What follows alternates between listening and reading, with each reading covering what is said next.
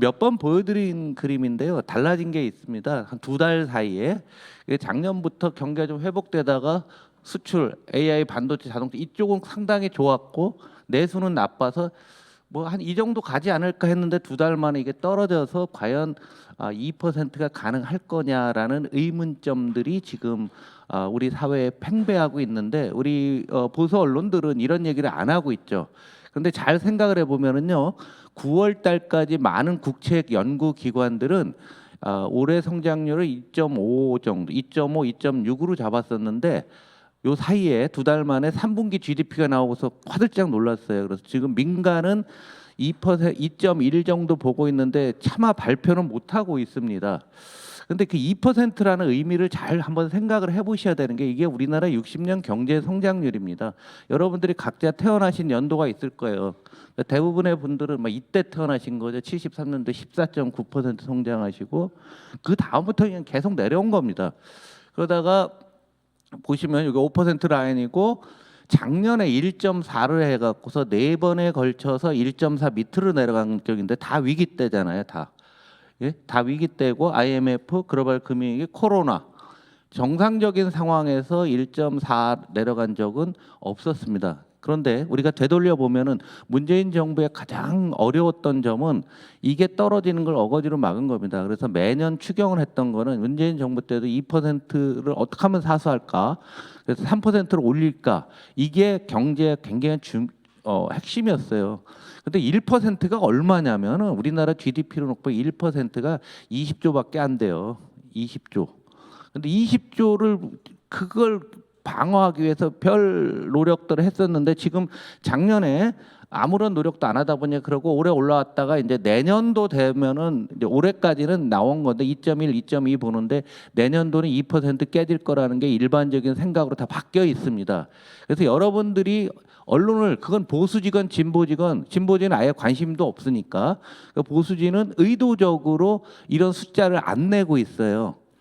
그래서 3분기 GDP가 발표됐는데 2%가 얼마나 중요한가는 20조를 우리나라가 추가로 1년에 더 많이 만들 수 있느냐 없느냐에 대한 얘기인데 이 논의 자체도 못 하고 있고 아무런 생각도 못 하고 있는 거죠.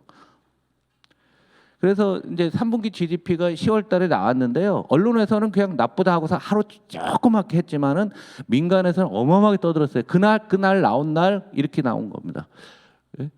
저기 1.8 부른 회사도 있고요. 여측 기관도 있고 이런 얘기. 수출 기여도 감소세. 뭐 2.2 올해 2.2 내년에는 힘겹게 2% 달성할 듯. 2% 깨진다고 하면 이 회사 사장 혼날 것 같으니까 지레 겁먹고서 이렇게 얘기를 하는 겁니다. 그래서 지금 나와 있는 게 이렇게 나와 있어요. 올해 한국이 2.3인데 이 회사도 이제 신한투자증권에서 2.3 내년에 2.1을 잡고 이거 또 수정합니다. 그런데 얘네가 이전에 얼마 불러면 2.6이었어요. 한 번에 확 내리면은 자기네가 틀렸다는 걸 자인하니까 천천히 내려가고 있는 거죠. 그래서 올해는 어찌 됐건 상반기에 수출이 잘 됐었는데 하반기에 수출이 이제 지금부터 꺾이고 있거든요. 꺾이고 있기 때문에 2%마저도 상당히 어려운 상황이다. 그래서 이걸 지키기 위해서 뭐 추경을 한다든가 뭐 뭔가 민생 대책이 필요하다라는 생각이죠. 아마 내년 초 됐을 때 우리가 요즘 남대문에서 또 여러분들 한겨울을 지새실 것 같은데 그 손님들 잘 안 오시잖아요. 안 오시는 그 저변에서 아마 이게 2% 깨졌을 때는 자발적으로 많이 올 거예요. 우리 촛불 때도 그 당시에 2가 되냐 마냐 3이 되냐 하면서 굉장히 어려운 초기였거든요. 그래서 어느 정도 시작이 되다 보니까 사람들이 내가 살기 어려우니까 한번 나가보자라는 이런 거로 트렌드를 좀 바꾸는 게 좋지 않겠는가 나옵니다. 그래서 3분기 성장률은 다 쇼크인데요. 지금 이게 우리나라가 2016년부터 19년 그러니까 박근혜 말기부터 문재인 정부 코로나 이전까지 어떤 그 검정색 추세에서 GDP 특히 민간 소비가 갭이 굉장히 많이 벌어져 있는 게 사실이고요. 이게 1분기에 갑자기 반도체 가격이 올라가면서 이렇게 좋아지니까 이걸 기반으로 했던 것들이 다 바뀌고 있는 거죠. 2분기가 마이너스 나왔는데도 이거는 일시적인 거야 하다가 3분기 0.1 나오니까 지금 굉장히 당황하고 있는 거고 한국 주식시장이 왜 못 올라요? 그러니까 그게 무슨 뭐 금투세 때문에 못 올라 뭐 하는데 다 뻥이고요. 이익이 안 되는데 나라가 성장률이 이 정도 나오는데 미국은 올해 2.7, 2.8이 나온다고 하는데 한국은 지금 위에 있다가 밑으로 하향하고 있는데 어떤 사람이 한국 주식을 삽니까? 한번 생각을 해보시죠. 뒤에 다시 말씀드릴게요. 그런데 우리 성장에서 가장 중요한 게 저 녹색으로 된 그 수출이 기여한 거. 밑에는 깎아먹는 거고 위는 이제 플러스 나가 두 개를 더하기 빼기 한 게 우리가 보는 성장률인데 보시다시피 작년도 2분기부터 제가 조금씩 낮았다고 했는데 2, 3, 4, 1분기까지 수출이 주도를 했던 거죠. 근데 수출이 지금 마이너스로 기여율이 떨어지고 있는 상황이에요. 제가 처음 말씀드렸잖아요. 위에서 수출과 대기업과 뭐 AI 관련된 들은 계속 끌어가고 있는 거고 위에 있고 밑에 내수는 이건 안 되는 거고 구조적으로 안 되는데 위에 있는 놈이 약화되고 있는 숫자를 확인한 게 3분기 GDP라는 얘기죠. 민간 소비와 우리 내수와 관련된 거 한번 보시면은 이게 작년도 4분기에 작년 이맘때부터 계속 내수 도소매 숙박 외식 이게 우리 민주당의 주요 지지 기반이 되고 소상공인 자영업자 성장률이 이렇게 나빠졌고요.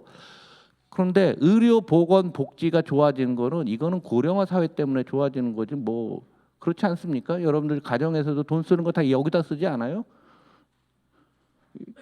그러니까 이거는 어느 나라나 똑같아요. 선진국도 이거 다 넣고 일자리 여기서 다 늘고 이런 것들이 확인이 되는 거죠. 거기다가 한국 경제에 큰 영향을 주는 건설 원가가 아파트 짓는데 원가가 많이 올랐잖아요. 원가 많이 올라가게 되고 뭐 다양한 규제나 뭐 그리고 땅이 없어요. 솔직한 얘기로 땅이 없어서 못 한다는 사람이 많습니다. 지금 내놓는 거는 다 10년 후에 완공되는 거예요.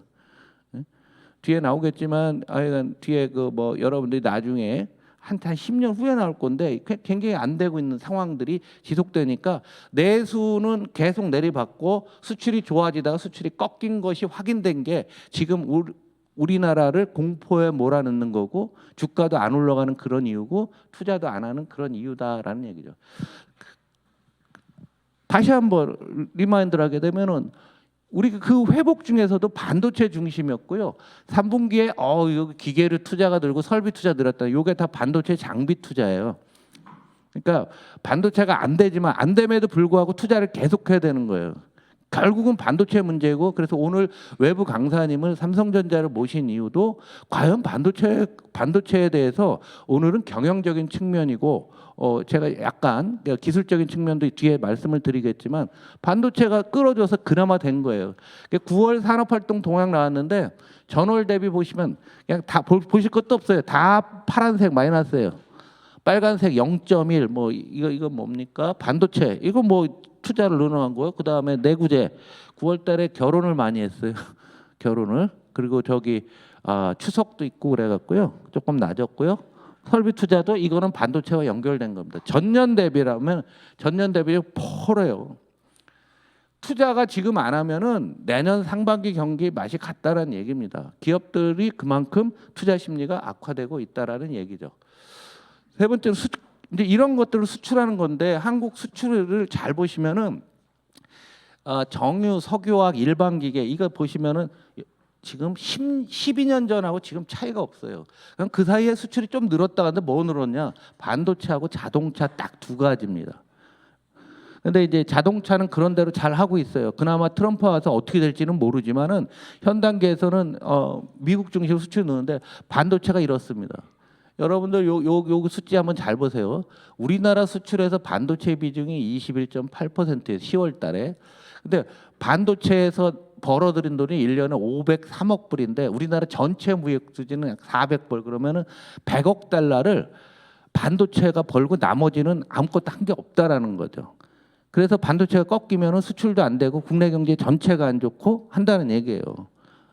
그러니까 반도체 주변에 지역구 계신 의원님 여기 계시네.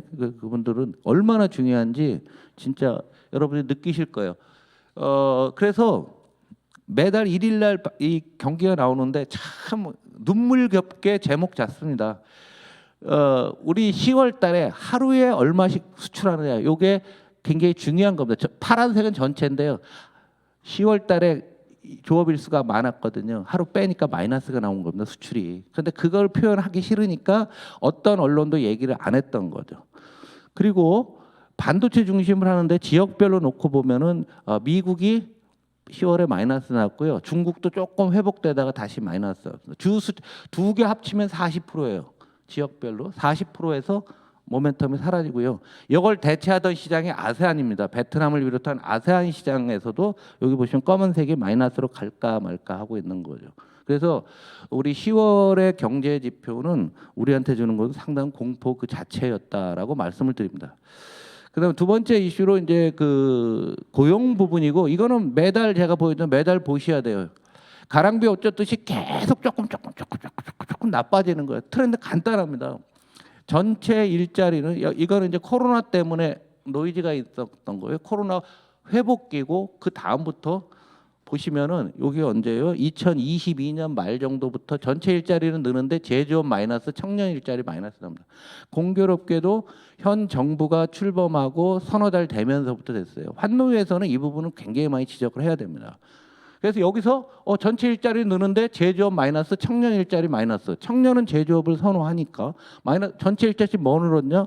어르신들이 늘은 거죠. 그래서 60세 이상 고용률이 47%고요. 665만 명이 지금 취업하고 계시고 65세 이상도 그런데 이건 매달 저도 다음 달에도 보여드릴 거예요. 그러면 계속 어떻게 되는가 보면은 바로 가장 일을 왕성히 할 40대 고용자보다 60대가 더 많이 늘어나고 있습니다. 그래서 추가로 그럼 60대가 늘어나면서 어떤 일이 있는가 여러분들한테 굉장히 그 지역 의원님들한테는 도움이 되는 자료가 좀 나왔어요. 최근에 금융연구원에서 나왔는데요. 자영업자 수의 전체는 줄고 있는데 연령별로 자영업자 증감을 봤더니요. 2022년 3년부터 빨간색 보시면은 60세 이상이 계속 늘어오고 있고 젊은 나이는 줄고 있는데 최근에는 작년부터는 50 이상에서 자영업 창업이 많은 겁니다. 이게 뭐냐면 베이비 부머들이 은퇴를 하면서 그만둔 다음에 자영업을 무진장히 열고 있다는 거예요. 바로 여러분들 지역에서 자영업자 새로 생기면 대부분 50 이상으로 보시면 되는 거죠. 그래서 이 사람들이 그러면 연령대별 부채 소득을 보는데요. 이쪽은 소득이에요. 그러니까 막대 그래프가 부채 잔액인데 옆으로 찍 보면은 65세 이상의 부채 잔액이 4억 5천 나오고요. 소득은 4천 얼마밖에 안 나옵니다. 굉장히 심각한 거예요. 고령자 빈곤에 대해서 제가 계속 여러 번 말씀드린 숫자로 나온 겁니다. 물론 이게 전체는 아니에요. 설문조사를 했기 때문에 그런 건데 뭐 7천 명인가 뭐였어요. 그래서 요 사람들이 그럼 어떠냐? LTI가 소득 대비 부채가 몇 배? 1년에 버는 소득 대비 부채가 얼마예요? 라고 물어봤더니 65세 이상은 10배가 됩니다. 그러니까 우리나라 65세들은 아직도 열정적이어서 빚내 갖고서 투자를 많이 하고 있다라는 거예요. 근데 이분들이 하는 업종이 뭐냐라고 봤을 때요. 65세 이상 했을 때 과밀 업종이라는 게 과밀 업종이 뭐냐? 농수산, 도소매, 음식, 숙박, 교육, 부동산업, 중개업체 이쪽에 대해서 있는 사람들의 부채는 이렇게 나오는 거죠. 그리고 과밀 이 자영업자 중에 63%가 여기에 있는 거죠. 지금 많은 문제가 여기서 발생하고 있는 거고 과밀업종 부채 잔액도 상당히 높은 수준으로 나오고 있습니다. 그런데 이런 과밀업종도 못하는 일반 어르신들 통계가 있어서 그러는데요. 온라인 소비가 늘어나면 온라인 소비 1% 늘어나면 이건 배달이 늘으니까 이제 일자리가 여기 늘어가는데 나머지는 다 일자리가 준다는 거죠. 여기 과밀 업종의 어르신들이 하는 온라인과 관련되고요. 요거는 뭐 주변에서 늘 보시는데 4만 2천 분이 뭐 이렇게 한다는 거예요. 이게 중요한 건 조선일보가 보도했던 겁니다. 조선일보의 논조는 신자유주의적이고 너는 네 인생은 네가 알아서 살라고 하는데 얘들도 가끔은 이런 걸 내고 있어요. 근데 이 숫자는 조금씩 바뀌더라고요. 어떤 데는 뭐 2만 명도 안 된다는 기관도 있고 사실 그 숫자 내기는 매우 어렵겠죠. 그러나 한 뭐 2, 3만 명 뭐 이 정도 나오고 있고 요즘에 또 하나 부분들은 우리 잘 생각해 보면 10대 가정 0케어라서 이제 애들이 젊은 사람이 부모님 모시면서 힘들어서 서울 경기만 7만 명이라고 나오고 있는 거죠. 그래서 지금 이 고용 문제가 중요한 거는요.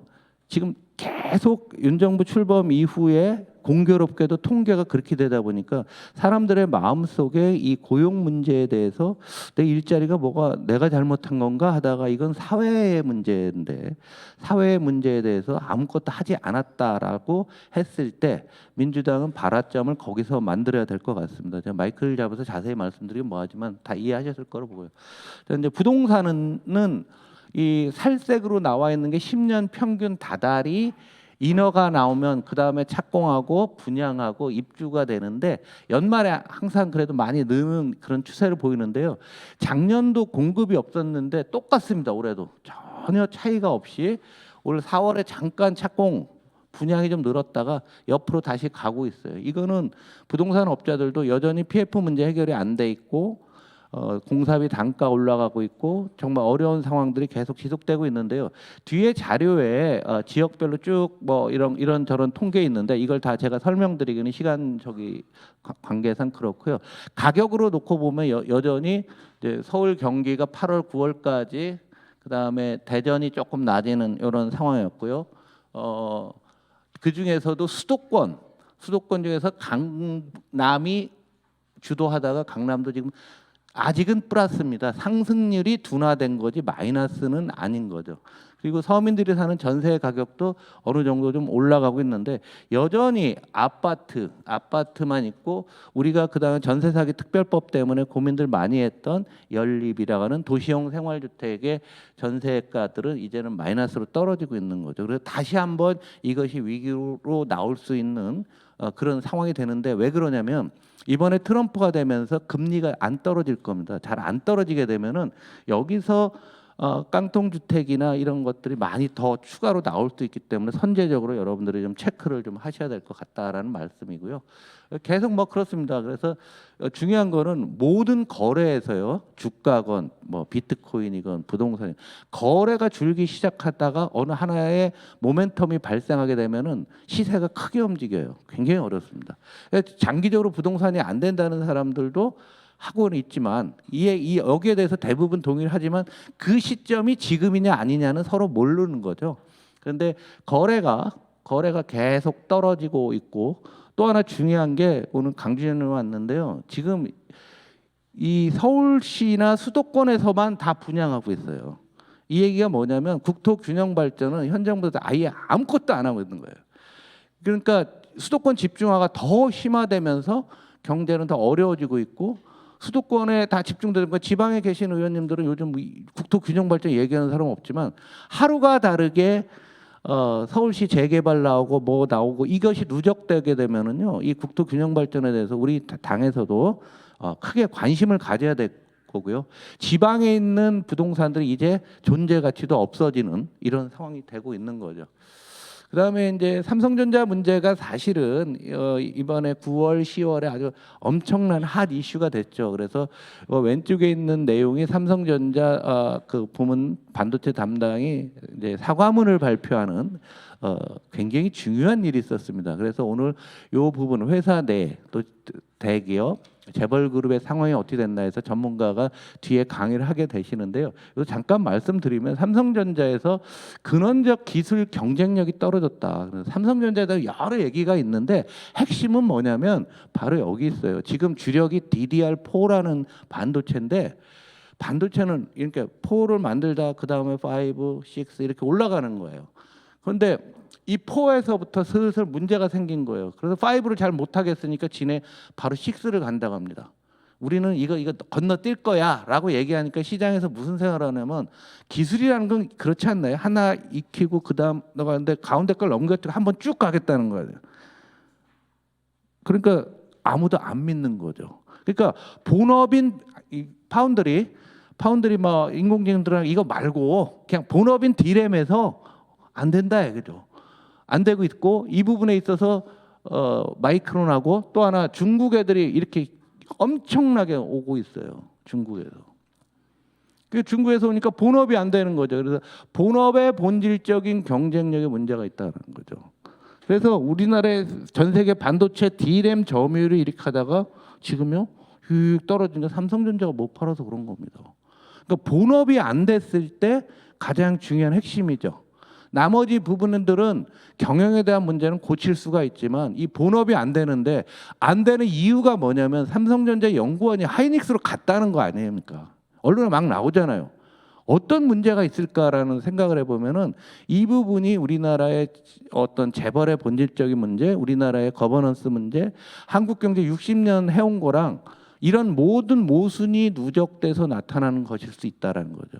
과연 이 부분에 있어서 이분들이 얼마나 생각하고 있나 그건 잘 모르겠어요.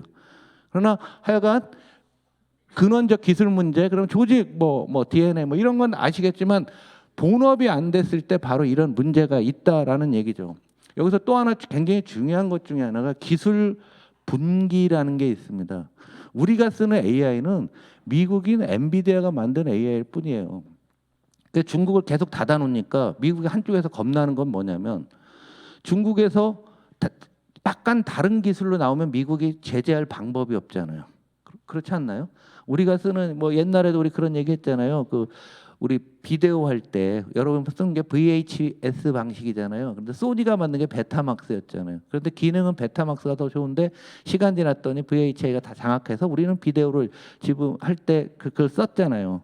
그와 마찬가지로 반도체 기술도 그럴 수 있다라는 겁니다. 그래서 이 얘기는 하는 사람 아직은 별로 없는데 한 10년쯤 지나서 중국이 자체 개발하면 어떨 건데 지금 D램은 이런데 파운드리도 뭐 좀 낮아지는 거 아니야? 그래서 SMIC라고 TSMC 같은 회사입니다. 중국에. 걔네는 비용 없어요. 정부가 다 돈을 내니까 그냥 마구 때려붓고 있는데 과연 어떻게 될지 모르겠는데 최근에 이 SMIC라는 회사가 주가가 많이 올라가고 있어요. 그래서 야 이거 진짜 이렇게 되게 되면 세상 진짜 험악해지겠다 이런 생각을 하게 됐습니다. 그래서 지금 그래도 여러분들은 국회의원이니까 숫자로 보셔야죠. 8월 초에 하이닉스의 2024년 영업이익이 23조 998, 24조로 보시고요.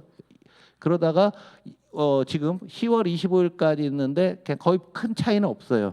근데 삼성전자를 잘 보시면 46조였죠. 2024년에 46조였는데 지금 35조로 지금 줄어 있습니다. 두 달 만에 반도체가 나빠지면 두 달 만에 35조로 줄었는데 분야가 여러 개 있잖아요. 반도체, 디스플레이, 그다음에 이제 핸드폰, 가전 뭐 이런 게 있는데 여기서 반도체가 DS라고 하잖아요. 반도체 부분을 보면은 8월 달에 8월 1일 날 2024년에 27조, 2025년에 39조 봤는데 지금은 27조가 17조로 됐고 39조가 29조로 됐습니다. 10조 원씩 반도체에서 준다는 얘기예요.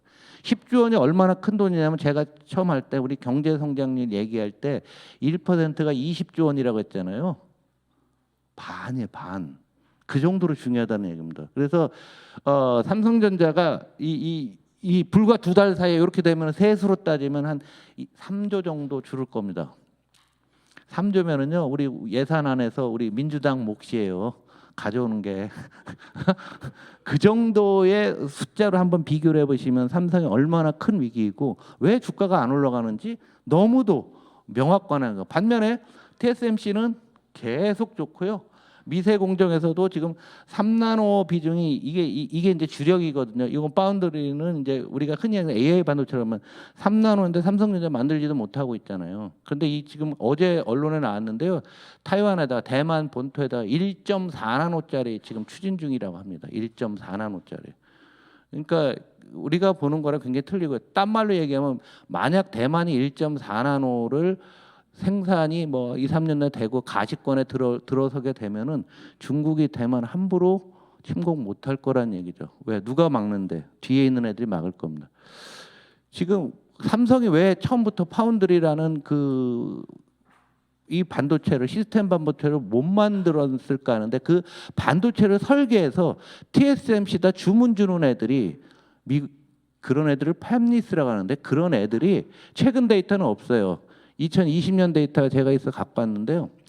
1등부터 10등까지 TSMC에다 주문 주는 애들 중이에요. 애들 중에 1등에 10등까지 잘 보면 1등 퀄컴하고 10등 다이얼로그를 빼면 나머지 다 보면은 여기 출신들입니다. 여기 출신 잘 파악을 못했는데 그러면 10명 중에 8명 있고 엔비디아 3등했다 지금 압도적인 1등으로 갔잖아요. 지금은 자기 고국 다 몰아주고 있는 거예요. 얘를 엔비디아 얘랑 AMD랑 뭐죠? 이 둘이 저기잖아요. 저 고모 얘가 고모일 겁니다. 또 한 집안 지네가 다 해먹어요. 그냥. 지금 엔비디아 최대 경쟁자가 얘란 말이죠. 우리나라가 되게 굉장히 어려운 측면들이 있었던 거예요. 이건 2020년 기준이라니까요. 지금은 이게 더 올라가 있겠죠.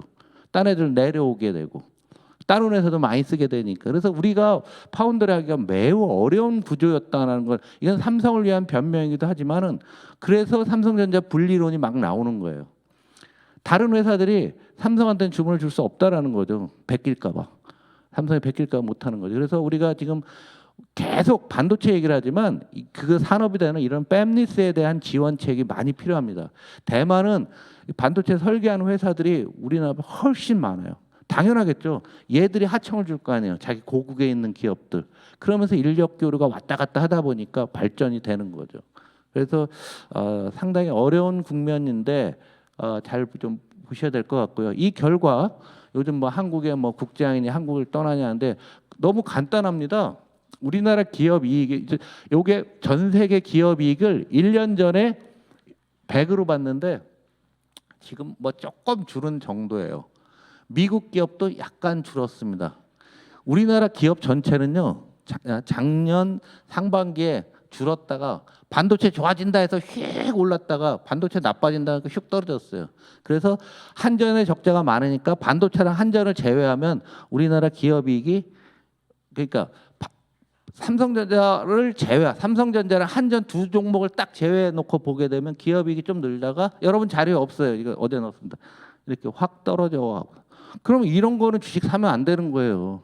그걸 막 감투세니 뭐 한국이 어떠니 하고 지 발등 찍고 있는 거죠. 주가는 제가 3강 때도 말씀드렸지만 기업 이익의 함수입니다. 이익이 준다고 하는데 그럼 내년도 이익도 보자는 얘기예요. 내년도 거를 보면은요. 내년도 이익도 똑같습니다. 우리나라. 내년 이익을 올해 7월 달에 이렇게 늘었다가 줄어가는 거로 보고 있는 거죠. 그러니까 내년도 이익도 예상보다 나빠졌는데 누가 주식 사? 뭐 우리 1,400만 주식 투자라고 하지만 그것도 뻥인 것 같고 무슨 1,400만 원이에요. 업계 사람들은 500만이나 될까 이렇게 봅니다. 왜냐하면 1인 다수 계좌가 워낙 많고요.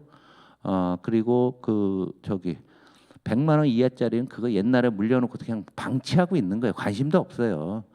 그래서 뭐 어찌 됐건 금투세 결론은 났지만 우리 한번 잘 생각을 해보시면은 그래도 자산 형성의 장인데 굉장히 우리나라 기업 이익이 이렇다는 얘기입니다.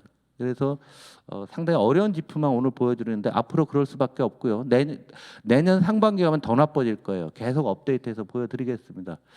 근데 중국도 우리랑 비슷하게 어려워요. 그러니까 중국도 어려우니까 그 경제적인 측면에서 구조적인 문제는 뭐냐면 대체대표 불황은 뭐냐면 장부를 봤더니 자산은 매입가로 예를 들어 100억 써 있는데 그래서 빚을 100억을 내서 예를 들어서 100억 했으면 자산이 돼 있는데 이 자산 가격이 부동산 가격이 떨어지니까 부채는 그만인데 자산 가격이 뚝 떨어지는 거죠. 그러니까 대차 대조표가 대변하고 차변이 같아야 된다라는 거 아니에요. 그러니까 장부는 맞는데 실제는 안 맞는 거예요. 이거는 일본이 90년대 초반에서 쓰던 건데 중국이 그런 상태고 디플레이션 물가가 안 올라요. 중국이. 물가 안 올라가고 생산자 물가도 떨어지니까 그거 싸게 우리나라 수출하는 거고 유동성 함정 그러다 보니까 돈을 아무리 풀어도 안 움직이는 거죠. 중국에 대해서 그래서 그저께 지난 주말에 10조 원 정도의 부양책을 냈는데 예상보다 작게 내고 있어요. 중국의 시진핑 정부 이걸 알고 있습니다.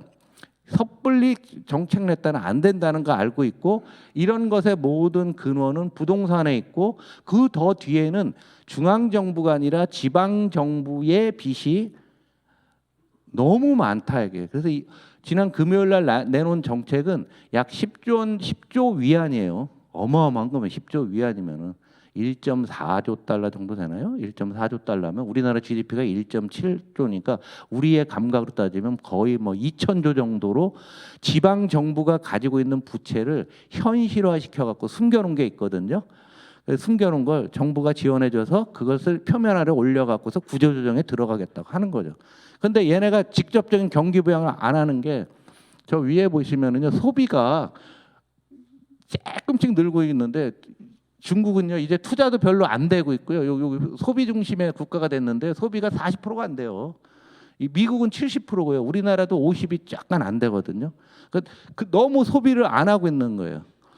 그래서 지금 보니까 트럼프가 지금 섣불리 트럼프에 대한 분석들이 많이 나오는데 중국 입장은 트럼프가 구체적인 정책을 내놓는 내년 한 2월 정도 되면 중국이 그때 소비 부양책이 나오고 지금은 시간을 끌면서 부채 문제를 매니징하는 이런 과정으로 가고 있다라고 보시면 될 것 같습니다. 그래서 아직 끝난 건 아니에요. 그래서 중국은 지금 시진핑의 시름이 굉장히 많이 깊어지고 있고 한국 입장에서는 중국의 소비가 안 늘면요. 왜 자꾸 이런 말씀 많이들 하시는데 지난번에 한 것 같아요. 중국보다 우리나라 보수 언론 그렇죠. 미국 수출이 더 늘어서 한국 잘 됐다. 줄여야 된다. 그래서 계속 중국 때리긴 하는데 정말 무식이 파도를 치는 얘기입니다. 중국 본토만 20%잖아요. 대만도 우리나라 수출이 한 3, 4%될 거고요. 홍콩 가는 것도 한 5, 6% 돼요. 그게 다 중국입니다. 동남아시아 경제는 중국과 연결이 돼 있어요. 우리나라 거의 20% 수출을 동남아로 하고 있어요. 그러니까 실질적으로 한 절반 정도가 중국과 연결된 겁니다. 그러니까 언론이 중국 자체의 수출이 20% 집중했는데 미국이 21이 됐네. 한국이 이제 중국 의존도가 줄었나.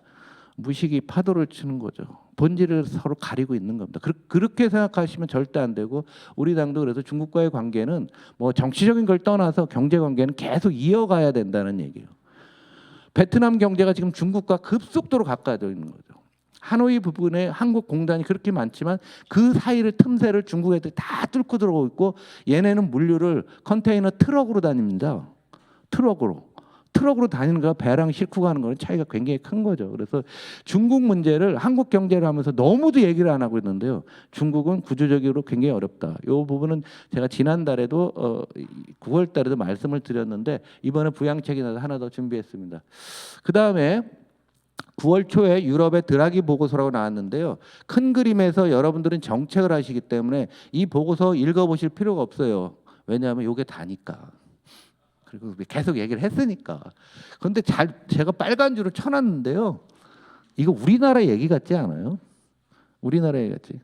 드라기라고 22 유로 중앙은행 총재. 그 해법은 뭐야? 해법은 뭐 조그마한데 뭐 어쩌고저쩌고 뭐 이렇게 해서 하는 건데요. 유럽이 도대체 무슨 일이 발생하고 있느냐라는 겁니다. 유럽이 우크라이나랑 전쟁하면서 하는 거 아니야? 굉장히 어려워지고 있다라는 거죠.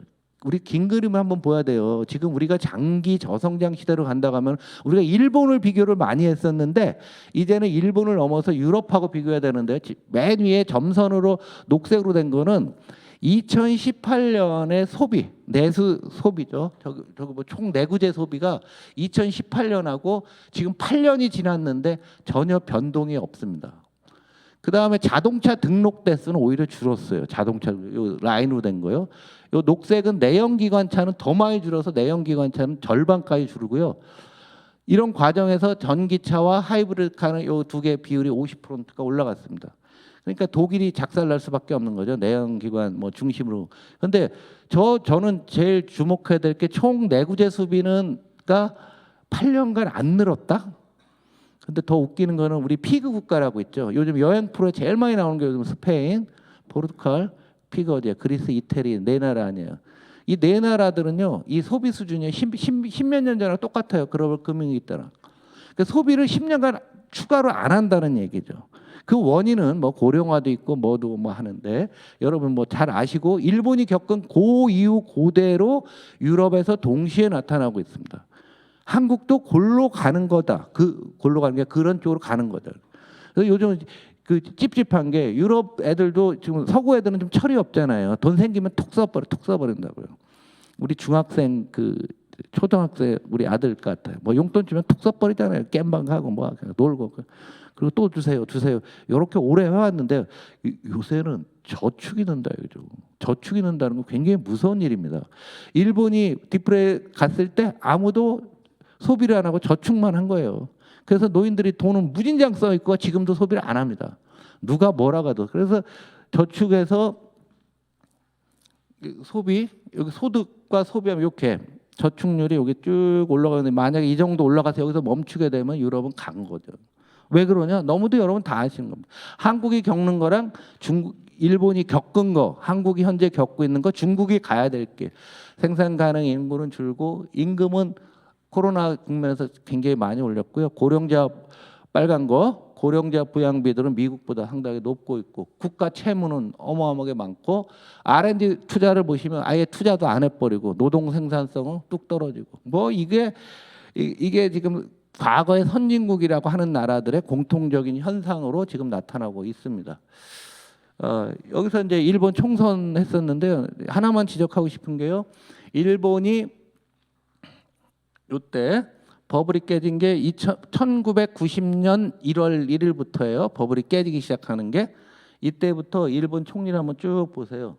평균 재임 기간 69일, 818, 644, 264. 그러니까 거의 한 10년 동안 9명이 됐으니까 그냥 아무 일도 안 한 겁니다. 그러니까 일본이 막 작년에 살아났고 올해 살아난다 하던 사람들 있죠.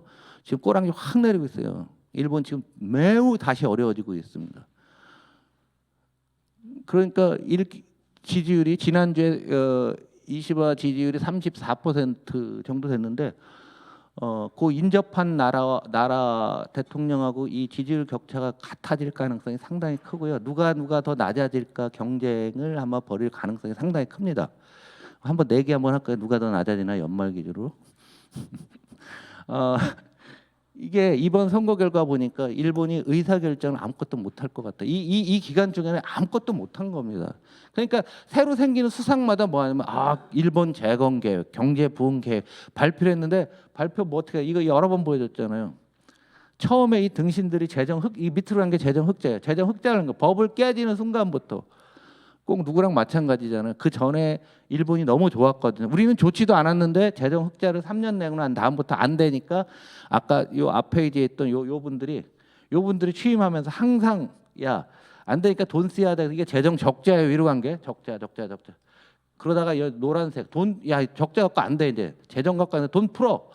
그래서 중앙은행에 돈 풀고 적자해서 끝없이 적자 행진을 지금까지 해오고 있는 겁니다. 31년간 연속 적자를 내고 있는 거죠.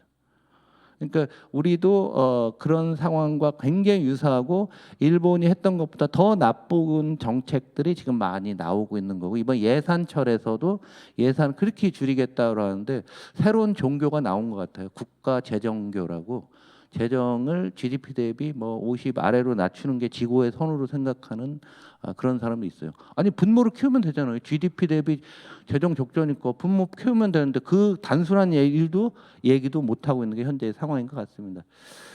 미국 경제는 너무 좋은 상황에서 이번에 저 대선을 치렀어요. 바이든하고 해리스는 정말 적일 거예요. 진짜 뭐랄까 배신감 느끼고 경제가 이렇게 좋은데 왜냐면 일자리 늘고 실업률은 낮고 뭐 일자리 다 좋죠. 임금도 많이 올랐다가 코로나 때문에 어긋났다가 놔주고 너무 좋아요. 너무 좋아서 미국 금리가 낮춘다고 하다가 그거 아닌 것 같은데 내년에 미국 금리 좀 올려야 되는 거 아니야? 요새 이런 말하는 사람도 있어요. 그럼 우리나라 큰일 납니다. 그래서 이렇게 미국 경제가 너무 좋은 상황이고요. 어느 정도 소비 심리, 투자 늘고 그리고 저기 대선을 앞두고 여기 이전소득 보조금 지급들이 굉장히 많았어요. 미국도 별 수 없습니다. 선거 앞두고 돈 푸는 게 딱 눈에 보이고 있죠. 그리고 얼마나 철이 없냐면 미국 사람들이 작년보다 올 연말에 쇼핑 시즌 추수감사절에서 크리스마스 소비 이만큼 더 늘린대요. 지금. 그러니까 어떻게 미국만 이래요. 그러니까 미국과 비교할 이유가 없는 겁니다. 미국만 이런 상황이죠. 그런데 이제 국방비 부담이 좀 늘고 그리고 얘들이 이제 이전 소득주면서 저소득층을 위한 이 지출들은 꽤 많이 좀 늘린 편이에요. 그래서 요것만 놓고 보게 되면은 해리스가 굉장히 위험하겠지만 미국인들의 어떤 구조적인 문제는 하여간 요거 말고 다른 게 오늘 이 자리에서 그 얘기하기는 좀 그렇고요. 제가 뭐 언론사에 기고문을 쓰고 있으니까 쓰면 보내드리겠습니다. 근데 그럼 그거 어떻게 될 거냐라는데 지금 나온 거 거의 대부분 뻥이에요. 지난번에는 의회를 그 트럼프 일기 때는 상원을 장악하지 못했었잖아요. 이번에 다 장악이 됐잖아요. 그러니까 하여간 대부분의 사람들이 그러잖아요. 임기 초반 2년 내 모든 걸 다 끝내버릴 거다.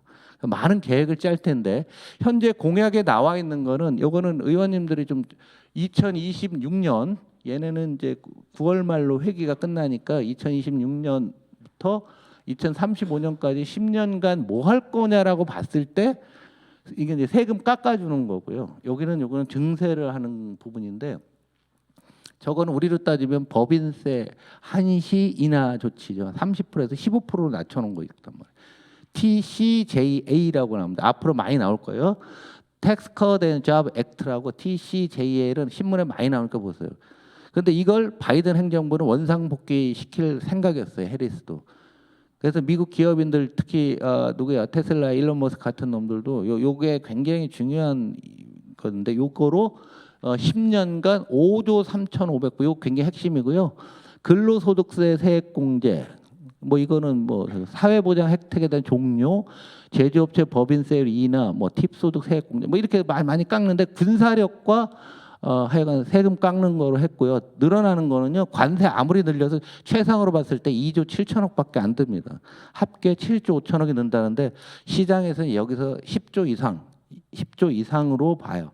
그러나 이게 보수적으로 잡아놨을 때 10년간 10조 달러예요. 10조 달러 정도 하여간 부담이 느는데 요 정책들이 제가 보기에는 우리 그 현 정부에서 하고 싶은 정책들입니다. 위에. 예산 처리니까 한번 잘 보시기 바랍니다. 하고 싶은 정책들을 요런 거고 미국이 그러기 때문에 미국 그래 그럼 우리도 따라 해야지 한다고요. 트럼프가 왔을 때 경제적으로는 미국을 따라오고자 하는 의도가 많을 텐데 예산에서 이럴 거라는 거예요. 정치적으로는 트럼프 말 막 하잖아요. 여러분 기억나십니까? 박근혜 정부 시절에 그 막말하던 사람들 기억들 나세요? 광주 민주화운동에 대한 거, 독립운동에 대한 거 막 말을 막 하는 거는 트럼프 때문에 이제 또 다른 막말의 시대가 올 수밖에 없다라는 얘기죠. 그래서 미국 경제 지금 얼마나 어려운 상태면 여기서 한국에 주는 함인데요. 미국의 무역 수지가 이제 이렇게 다 적자라는 얘기죠. 마이너스 때 그 전에 석유 비중이 높았는데 미국이 셰일가스는 석유가 없는 상태에서 이렇게 적자가 많이 난다는 거예요. 자. 정부도 재정 적자, 무역 적자는 줄 수가 없다는 얘기예요. 그래서 이들이 제조업을 한다고 하는데 이 제조업이 성과를 내서 무역 수지 흑자를 내려면 트럼프가 아니라 그 다음 대통령 때 효과가 나온다는 얘기죠. 그러면 미국의 돈이 해외로 많이 나가고 미국 국채 발행이 많아지니까 달러가 약세가 돼야 되잖아요. 반대로 원하는 강세가 되는 게 맞죠. 경제학 이론에서는. 그런데 아니요. 그렇지 않습니다. 딴 나라는 더 어려웠기 때문에 미국이 그러면 금리가 높고 달러가 약세가 되고 원화가 강세가 되면은 뭐 우리도 그냥 그런 대로 괜찮을 수가 있는데 지금 굉장히 웃기는 나라가 된 게 경기가 좋아도 미국 경기가 좋아도 달러가 강세하고 미국이 나빠도 달러가 강세가 됩니다. 미국이 나쁘면 금리가 높을 거 아니에요. 금리가 올라가니까 미국 금리가 올라가니까 딴 나라도 다 형편 없으니까 그냥 미국에 예금이나 하자고서 미국으로 돈이 들어가 버리는 이상한 상황이 됐어요 지금. 우리가 미국이 뭐 끝났다 뭐라고 하지만 금융시장에서는 미국은 좋아도 미국으로 가고 나빠도 미국으로 간다. 그러면 어정쩡할 때는 뭐냐? 그때 달러 약세. 그때 어정쩡할 때. 그런데 지금 미국이 너무 좋은 상태에서 이 쌍둥이 적자가 돼 갖고서 미국의 금리가 올라가게 되면 우리나라 금리도 못 내린다는 얘기입니다. 이게 누구한테 오냐면 바로 우리 서민들한테 가는 거예요. 그러니까 미국 사람들이 투표 잘못한 게 우리 부채가 많은 서민들 우리 내수 경제에 영향을 준다는 겁니다. 그래서 우리나라 환율이 여러분들 상식으로 이렇게 생각하실 거예요. 그냥 옛날 대충 곱하기 10 하다가 10 조금 더 되네. 1,100원에서 1,200원 사이를 기본으로 보고 있는데 앞으로는 기본이 트럼프 기간에는 한 1,350원에서 1,500원 사이가 아니냐. 이런 논의들이 오고 금리는 안 떨어졌을 때 서민 경제는 더 어려워질 수 있다라는 얘기입니다. 그래서 지금 트럼프가 저렇게 재정 적자를 많이 만다니까 트럼프가 이제 9월 달에 여러분 자료에 없는 건데요. 가능성이 높아지니까 미국 금리가 이렇게 많이 올랐습니다. 70bp 0.7% 오른 거죠. 그 이전에 대비해서. 그럼 미국 경제는 이때랑 차이가 하나도 없는데 왜 금리가 올랐을까? 재정 적자를 많이 낼 거다. 무역 적자도 커질 거다. 그렇게 돼서 미국 경제가 어려워져서 국채 발행을 많이 하게 되는데 그러면 금리가 높으니까 미국에 투자하러 사람들이 몰려갈 거다라는 예상으로 환율은 달러 강세에 미국 금리는 올라가는 이상한 조합이 나오고 있는 겁니다. 그래서 이거는 좀 심각한 상황이고요. 심한 상황이고 한 이 정도 선에서 유지를 하게 되면은 우리나라 금리는 한국은행이 금리를 더 내려봤자 일반 서민들이 받는 거는 별 영향이 없다라고 보시면 될 것 같아요. 그 다음에 이제 요거는 이제 우리 금융시장과 환율과 관련된 거고요. 이 보호주의 한다는 거잖아요. 이게 이제 장기적인 미국의 수입 관세 평균인데 여기 대공황 초기에 요 부분을 놓고 보시면 수입 관세 굉장히 높았잖아요. 요게 좀 우려되고 있는데요. 이제 한 박자 쉬고 트럼프 취임하면 이런 일이 올 거예요. 미국이 보편 관세 10% 어느 나라나 10%의 관세를 준다 하면은 유럽에서 그 다음에 카운터 펀치가 나올 겁니다. 왜 너네 10%야? 그럼 우리도 10%, 15%할 거야. 이때 이랬어요. 너 10이야? 또 올렸어? 나 15. 또 올렸어? 나 20 하면서 서로 이런 거 애들 싸움하듯이 아주 나쁜 시나리오가 대공황 초기에 있었습니다. 대공황 초기에. 근데 지금 이 부분이 나온다고 하면 굉장히 문제가 많이 있고요. 이미 트럼프의 당선과 무관하게 무역과 공급망 관련된 법안들이 이렇게 많이 발의가 돼 있어요. 이게 얼마나 처리가 되는지도 굉장히 살펴보셔야 되고 그래서 한국은 해외 직접적 다 미국으로만 가고 있죠. 딴 나라 아무 데도 안 가고 있어. 이런 상황이고 한국이 굉장히 어렵고 아마 이런 기사들이 계속 나올 수가 있는데 단순히 미국이 10% 올리고 끝나면 괜찮은 그냥 버틸 수 있어요. 딴 나라 똑같으니까. 그런데 분명히 보복, 역보복, 보복, 역보복 나올 건 뻔한 거 아니에요? 내가 맞았는데 가만히 있겠어? 옛날에 그랬잖아요. 미국이 유럽이 구글세 때리니까 미국이 와인세라고 해서 유럽 와인에 오는 데다 세금 확 때렸던 거 기억나세요? 7, 8년 전에 그런 일이 있었잖아요. 그거는 초기에 불과하고요. 다른 제품에 대해서도 동일하게 나올 수 있다라는 얘기죠. 그래서 이 부분은 예의주시하고 지금 함부로 예상해서는 안 된다라고 생각합니다. 그다음에 이번에 나왔던 것 중에서 이민 문제가 굉장히 컸는데 여러분 숫자를 한번 보시면 미국의 지금 일자리 중에서 미국 출생들은 그냥 정치하고 있는데 이민자들이 늘어난 건 사실이고요. 그래서 트럼프 일기 때 이런 이민 정책 했는데 하여간 1,100만 명을 추방한다고 말은 하고 있는데 과연 어떻게 할지는 모르겠어요. 그래서 지금 미국 이민자가 1년에 한 150만에서 100만 명 사이 들어오다가 트럼프 때는 한 70만 명 정도로 줄어들 거라고 생각합니다. 혹시 이민 가실 분들은 굉장히 어려워지고 내년 1월 이전에 가시는 게 좋을 것 같아요. 그래서 요즘 내년 취임 이전에 이민 가신다는 사람은 그래도 좀 뭔가 공부를 좀 한 사람이죠. 그리고 이제 국방비 문제는 여러 번 말씀드렸는데 GDP 대비 3%를 맞추라는 거 아닙니까? 우리나라는 맞추고 있지만 한국은 주한미군 기지가 있기 때문에 그러는데 우리 2,200조에 3% 하면은 60몇 조니까 우리 60조는 맞추고 있는데요. 대만 문제가 발생하면은 1등이 당연히 타이완이겠죠. 1년에. 그다음에 한국, 중국, 미국 이런 데는 아무 효과가 없다라는 거죠. 그래서 이 문제에 대해서 좀 이상한 행동을 하려고 하시는 분들이 계세요, 지금. 일부였는데 이 부분은 앞으로 막말이 나올 가능성이 굉장히 큰 영역이에요. 대만 문제에 대해서. 이거는 한번 했었잖아요. 취임에 2022년도에 대만문에 물리적 뭘 하는 거 원치 않는다 이런 얘기를 했었는데 틀림없이 나올 가능성이 커요. 왜냐하면 현 정부의 외교 안보 정책을 하는 사람들이 네오콘적인 성향이 있고요. 지금 트럼프 참모들하고 똑같기 때문에 둘이 죽이 좀 맞을 것 같아요. 같이 폭탄 좀 마시면 아주 잘 어울릴 그런 상황이다라고 보고 있습니다. 그런데 이제 지금 증세 문제를 우리가 계속 감세만 지금 보고 있지만 제가 여기서 몇 번 말씀을 드렸잖아요. 영국이 노동당이 지금 이제 얘네가 지금 스티머 길을 잃고 있는데요. 이거는 신자유주의 안 한다는 얘기예요. 국가가 시장에 막 개입한다고 취임하자마자 했어요. 그래놓고서 이제 이걸 올린다고 했는데요. 영국의 이번에 증세하는 기재위 의원들은 공부를 좀 해보시면 좋을 것 같아요. 여기 써놨는데요. 쉽게 얘기하면 부자들한테 돈 거둬 산다는 거예요. 근데 문제는 이게 될지 안 될지 모르겠어요. 지지율이 확 떨어졌어요. 영국도 세금 걷는다고 하니까. 그래서 과연 영국이 처리하는 방향들은 굉장히 중요할 거예요. 미국은 예외로 두시고요. 다른 나라들은 다 증세를 할 수밖에 없다라는 얘기죠. 그러니까 우리나라 국회 예산안에서도 뭐 지금 증세냐 감세냐 뭐 하는데 요게 이제 이번에 세법 개정은 세목별 증가한 부분이고 그리고 조세 지출 고소득자 대기업 비중은 고소득자 대기업 굉장히 우리가 이제 지원하는 것들 늘고 있고 중소 중견기업이나 뭐 이런 것들은 별로 안 늘고 있다라고 보시면 될 것 같습니다. 그래서 우리나라도 이 정부가 트럼프 정부가 하는 극단적인 정책들은 받아들이고 우리가 해야 될 거는 그냥 무시하는. 그래서 트럼프가 우리나라 국내 경제 정책이나 외교 안보 정책에도 엄청난 영향을 줄 거기 때문에 예의주시하고 여러분들이 대응을 좀 잘하셨으면 합니다. 마지막으로 이 경제 상황이 왜 이렇다 계속 어렵고 그 중간에서 보면 안 돼요. 중간에서 우리가 이 상태로 제 생각에는 1, 2년 더 지속되잖아요. 그러면은 우리가 진짜 벗어나기 어려울 정도일 겁니다. 그 가운데 있는 사람은 잘 모르잖아요. 일본이 잃어버린 34년이지만 일본 사람들은 별 생각이 없어요. 외부자의 시선으로 시간이 지나간 다음에 보니까 그런 거죠. 그래서 우리가 이 중간에 한 2년 후 이 상태가 지속돼서 한 1, 2년 있으면 어떤 문제가 있을까를 알고 정책을 세워야 될 것 같습니다. 마지막으로 여러분들한테 하나 말씀. 요즘 재밌게 본 게 이 AI를 쓰는 방법 중에 여러분 구글 가서 고오버라고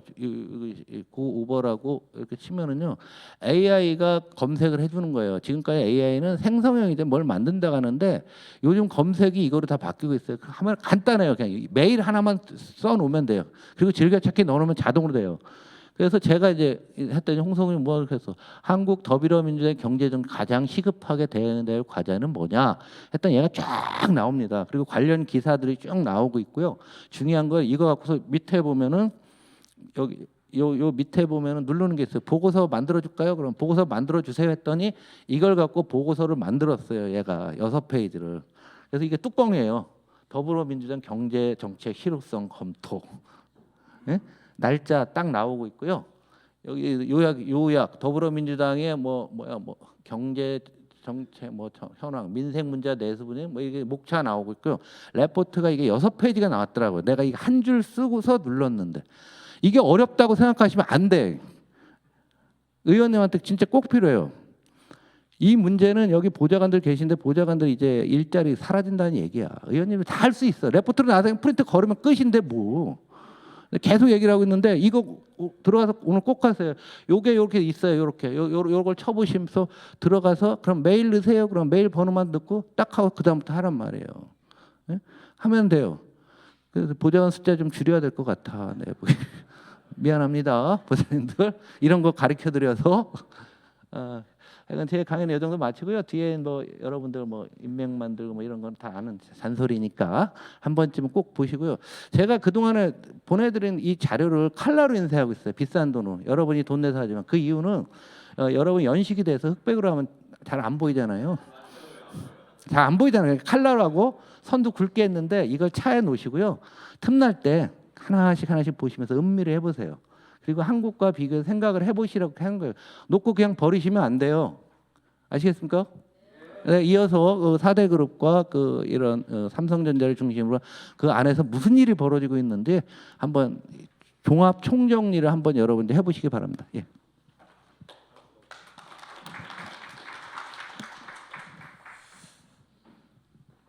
네, 반갑습니다.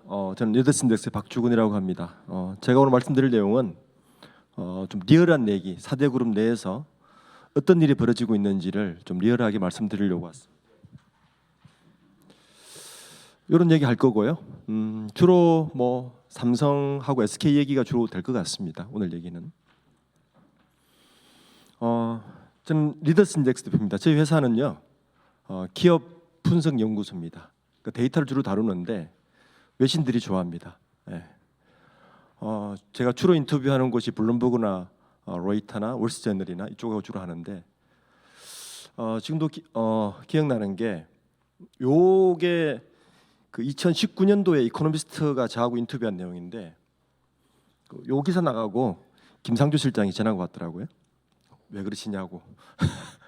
그 한국의 그 문재인 정부 때 재벌 정책에 대해서 어떻게 생각하시냐는 질문에 대해서 제가 인터뷰한 내용인데 제목 보시지만 한국의 좌측 날개가 꺾였다 이렇게 제목을 붙였습니다.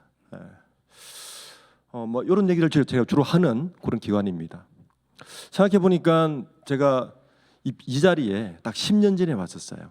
10년 전에는 그 당시 새누리당이었던 것 같습니다. 2014년 9월에 한번 초대를 받았는데 그때 아마 김세연 의원이 저를 초대한 것 같은데 그때 제가 받은 주제는 당시 뭐 김세연, 남경필 이런 의원들 같은데 박근혜 정부 초기에 경제민주화라는 타이틀을 들고 대통령이 되셨는데 그 당시 경제민주화 정책 몇 가지를 법안을 내놓고 이 법안이 얼마나 실효성이 있는가에 대해서 설명을 해달라고 저를 불렀는데 당시에 기자분들도 한 20, 30분 계셨던 것 같아요. 제가 이제 하나하나씩 실효성이 전혀 없다라고 계속 이야기를 했어요. 그런데 기자들을 막고 괜히 소송이 일어났었는데 주로 저는 이제 대기업이나 정책 이런 분야를 주로 연구를 하고 언론에 발표를 하는 일을 하고 있습니다. 먼저 요 말부터 하고 짚고 넘어가야 될 것 같아요. 재벌이란 얘기인데 일본의 자이바치에서 왔습니다. 그런데 여기서 중요한 한 가지는요, 요겁니다. 우리나라 재벌은 패밀리가 들어가 있습니다. 모두가 가족 관계란 얘기입니다.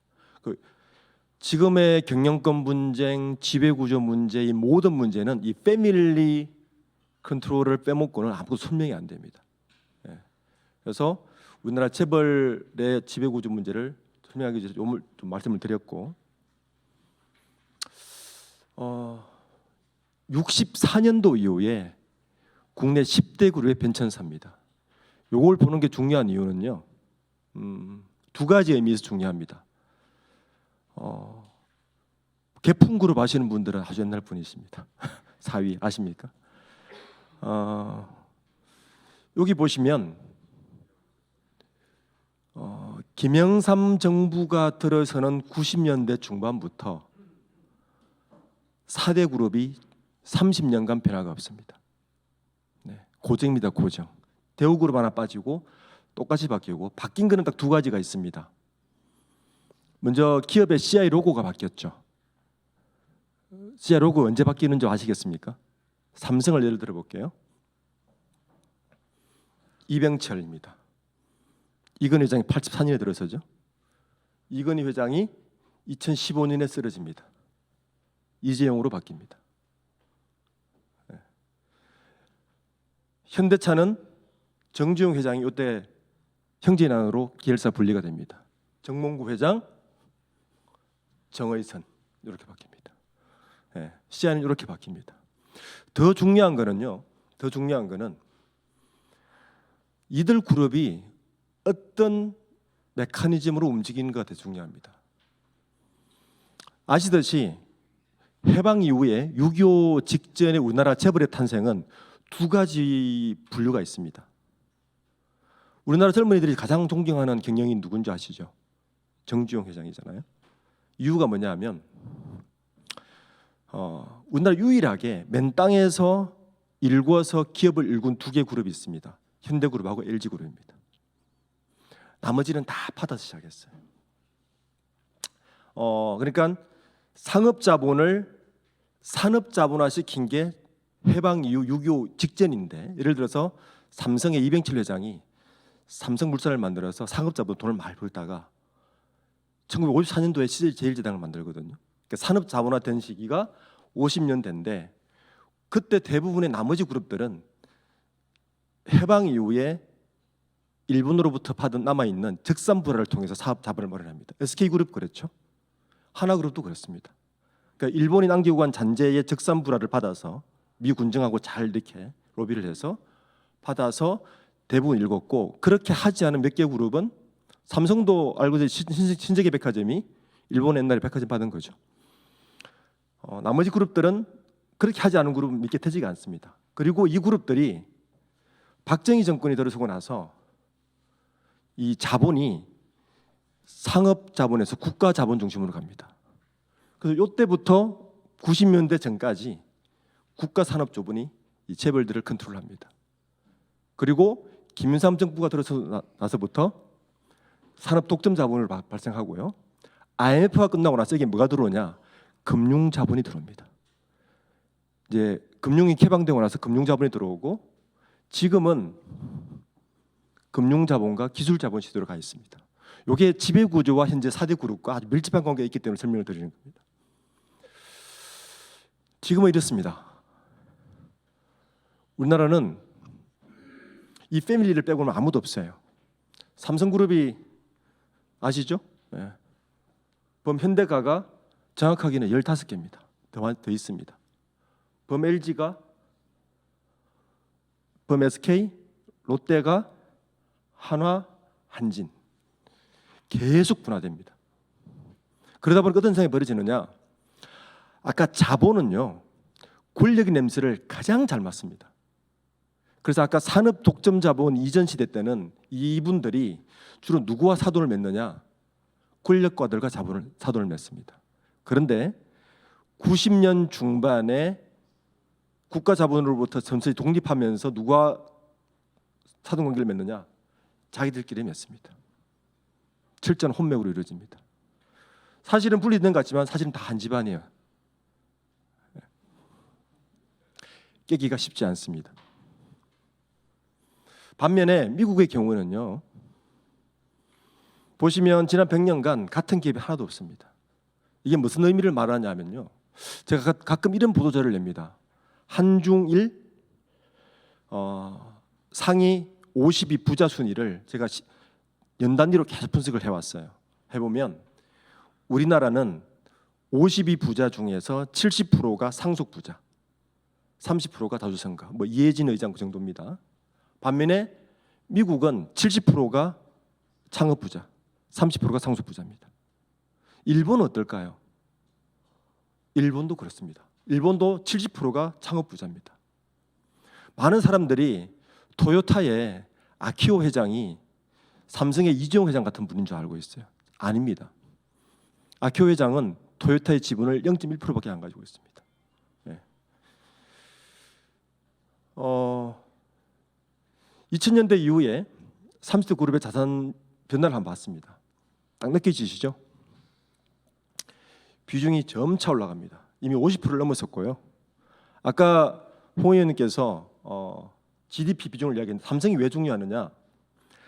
저희가 이제 궁금해서 제 연구소에서 삼성전자가 우리나라 GDP에서 차지하는 비중을 계산을 해봤어요. 몇 프로 정도 차지할 것 같습니까? 3.8% 정도 차지합니다. 3.5%. 이게 얼마나 큰 수냐면 삼성전자가 영업이익을 안 내잖아요. GDP 죽었다 깨어나도 2% 성장 못합니다. 우리나라는.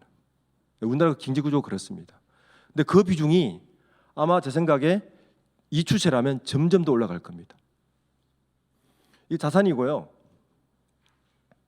매출, 특히 더 문제가 뭐냐면 영업이익입니다. 영업이익 부자는 비중은 훨씬 더 올라갑니다. 그래서 우리나라 경제 구조를 파악할 때 항상 삼성전자 하이닉스의 영업이익을 빼고 봐야 됩니다.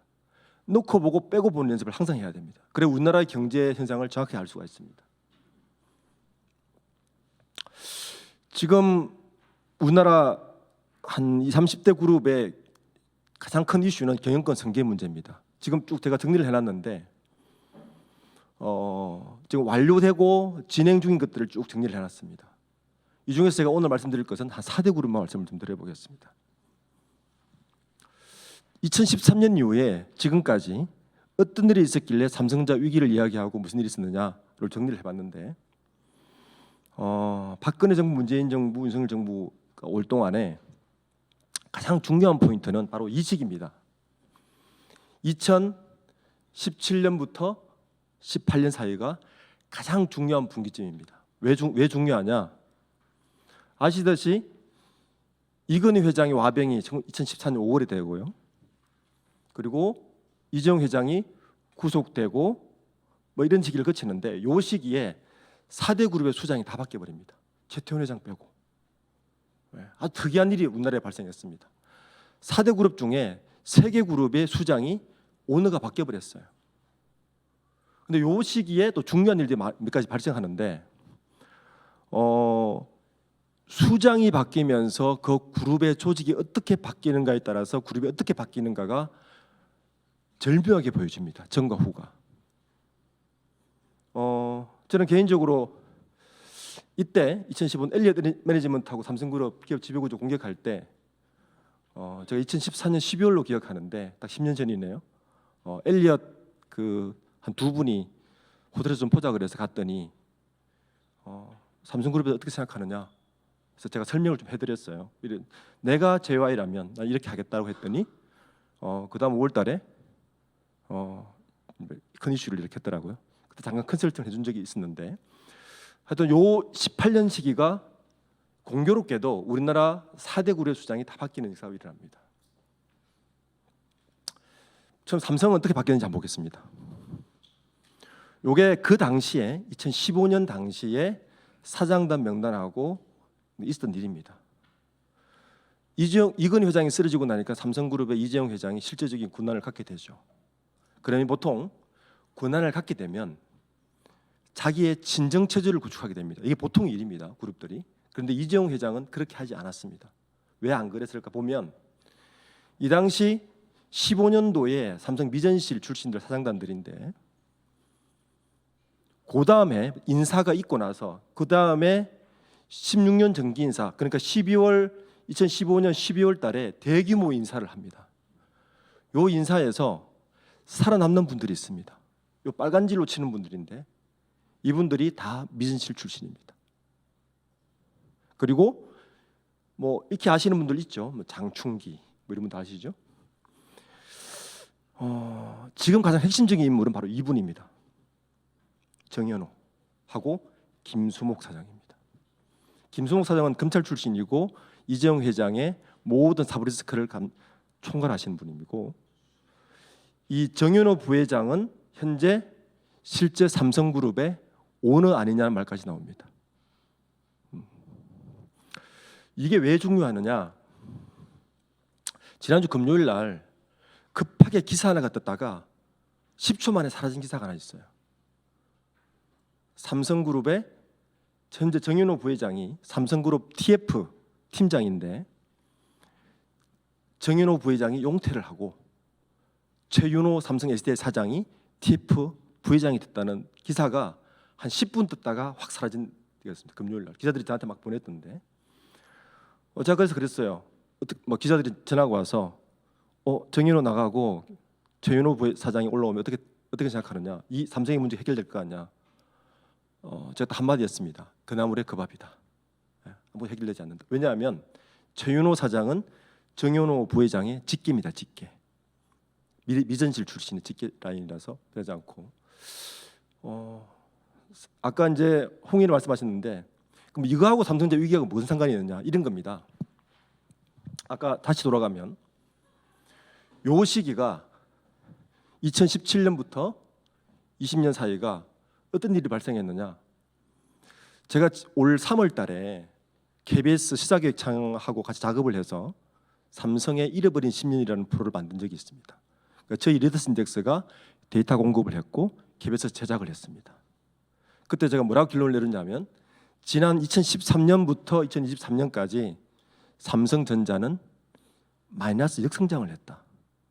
원화로 계산하면 성장인데 달러 베이스로 했더니 역성장이 일어났습니다. 달러가 맞죠? 삼성전자의 매출의 90%는 외국에서 일어납니다. 근데 왜 역성장이 일어났느냐? 이런 겁니다. 요 시기에 글로벌한 반도체에 어떤 일이 발생했느냐? 반도체의 산업 환경이 완전히 뒤바뀝니다. 혹시 기억하시겠지만 4차 산업혁명이 2016년도 다보스 포럼에서 나옵니다. 그리고 IoT 이어서 AI란 말이 나오는데 요 시기에 반도체 산업이 어떻게 바뀌느냐? 시장 전체가 공급자 중심 시장에서 수요자 중심 시장으로 완전히 재편이 됩니다. 이게 무슨 말이냐면 그 이전에는 인텔이라는 강력한 CPU의 큰형님이 있었고 메모리 분야에는 삼성전자라는 큰형님이 있었습니다. 이 두 기업이 전 세계 반도체 산업에 게임의 룰을 만들었습니다. 예를 들어서 우리 노트북 살 때 지금 13세대야 14세대야 이런 얘기 하잖아요. 그러면 그 기준에 따라서 주변 산업으로 움직였고요. 삼성전자가 DDR2를 언제 나오느냐, DDR3가 언제 나오느냐에 따라서 주변의 산업이 움직이는 시대였어요. 굉장히 편하게 장사했죠. 자기들이 먼저 내놓으면 수익을 먼저 가져가고 후발주자는 조금만 수익을 나눠 가지는 구조로 그 20년을 호령을 했습니다. 이게 언제 깨지기 시작하느냐? 바로 2017년도부터 깨지기 시작합니다. 산업 전반이 그전에는 주는 것만 받아먹던 IT 기업들이 한 20년 장사를 해보니까 야, 이제 너희들이 설계한 것보다 우리 가전제품에는 우리에게 맞는 칩을 우리가 직접 만드는 게 좋은 것 같아 라고 깨닫기 시작한 거죠. 그래서 애플이 자기들 노트북에 인텔 CPU를 쓰다가 M1, M2, M3 자기들 만든 칩을 쓰기 시작하고 다른 가전업체와 똑같은 일이 벌어집니다. 그러니까 시장이 빠르게 수요자 중심으로 바뀌는 거예요.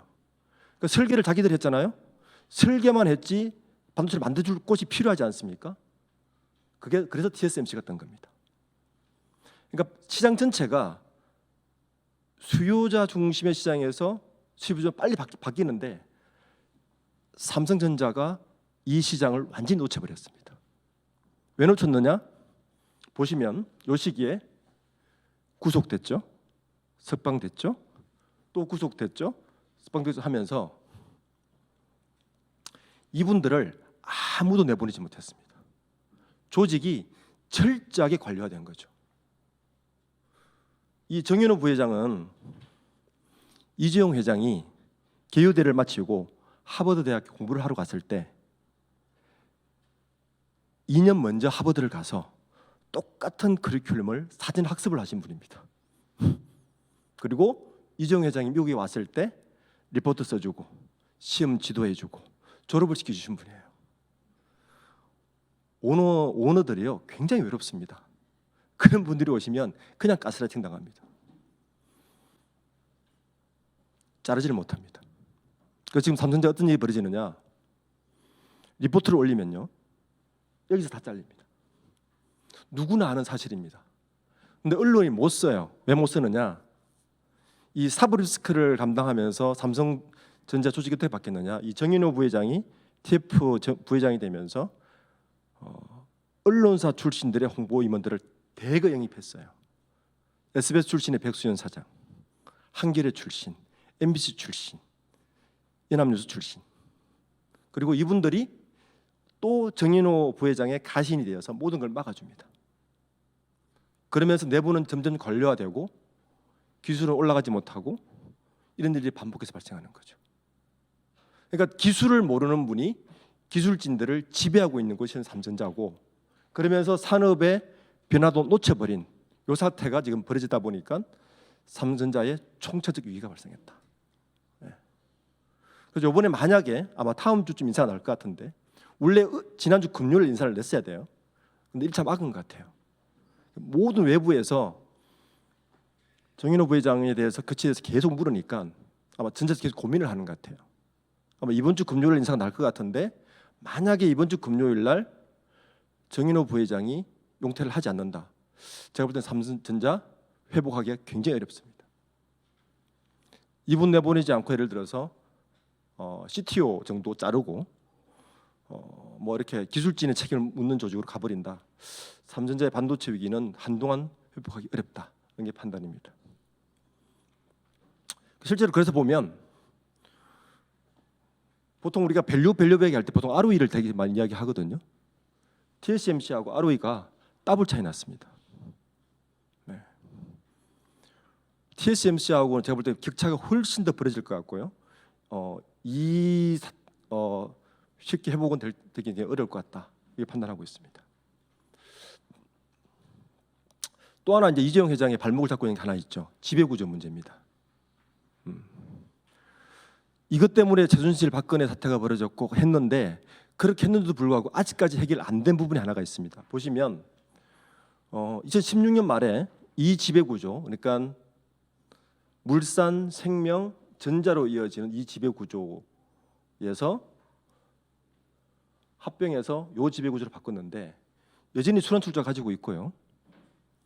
삼성그룹은 딱 하나입니다. 삼성전자를 누가 지배하느냐의 게임이 끝납니다. 그러니까 삼성전자를 누가 어떻게 지배하느냐가 지배구조 핵심인데 현재 가장 큰 바틀렉은 생명이 가지고 있는 8.5%의 지분입니다.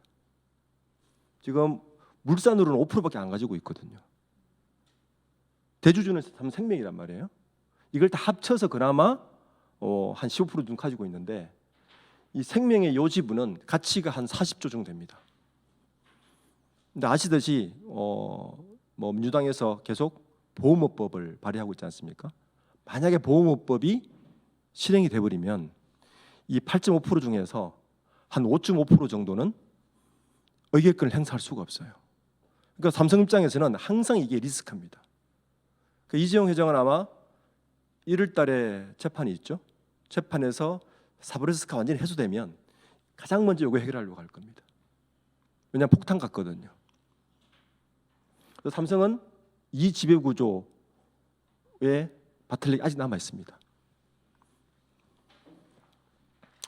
그래서 이게 삼성 4대 그룹의 사회이사들을 제가 한번 쭉 분석해 봤더니요.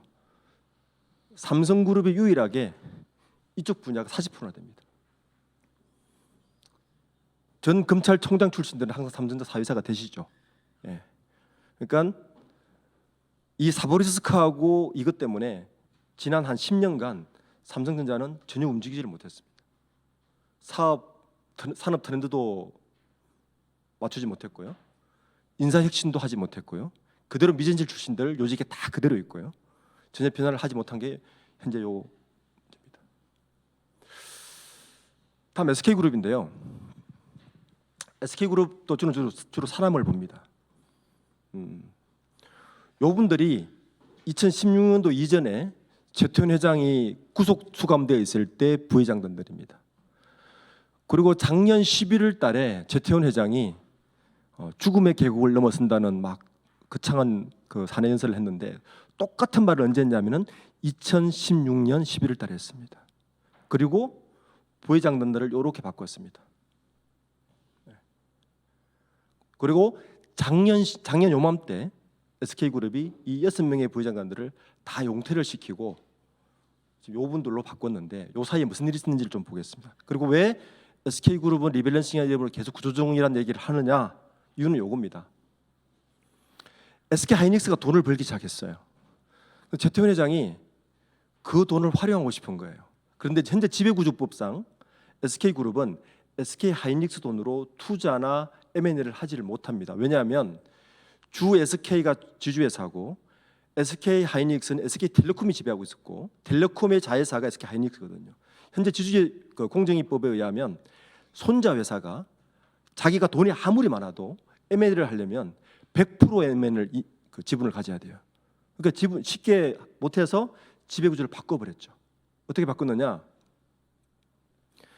SK텔레콤을 인적 분할한 다음에 SK스퀘어라는 회사를 만들어서 그쪽으로 바꿔서 SK스퀘어가 투자하도록 만들어놨어요. 그리고 나서 어떤 회사에 투자했느냐? 최태원 회장이 구속 수감 나오고 나서 2016년 투자한 회사들 한번 보겠습니다. 그 위쪽하고 국내 기업으로 투자 M&A 하다가 해외 기업으로 다 바꿉니다. 그리고 투자 규모도 어마어마합니다. 키옥시아 같은 경우는 7조 정도 투자를 합니다. 네. 여기에서 문제가 발생했습니다. SK그룹은. 그러니까 최태원 회장은 이런 거죠. 그 2년 전에 SBS에서 한번 끝까지 판다팀에서 한번 이걸 찔렀는데 제가 좀 제보를 해줬습니다. M&A를 하면요 뒷돈이 많이 생깁니다. 한 7조 정도짜리 회사 하나 사잖아요. 그런데 직접 M&A를 하지 않고 SK그룹은 별도의 기업을 하나 만듭니다. PF 같은 거를. 그리고 그 PF에 자기 친한 바지 사장을 앉힙니다. 여기를 통해서 사고 팝니다. 아주 안전한 자금이 생기겠죠. 그죠? 요 일을 했습니다. 근데 이게 재미있단 말이에요. 최태원 회장이 사실은 그것 때문에 구속됐는데 선물하시다가 그 버릇을 못 버리신 거죠. 그러다 보니까 이 해외 기업 M&A가 굉장히 짭짤한 거예요. 실제로는. 그리고 파이낸셜 스토리라는 이름으로 KPI라 그러는데 기업 내에서는 키 퍼포먼스 인덱스라 그래서 각 계열사들의 인사 고가 평가를 KPI를 인수합병 잘해서 수익 남기는 거에다가 줘버린 거예요. 계열사들이 너도나도 다 M&A를 해본 거죠.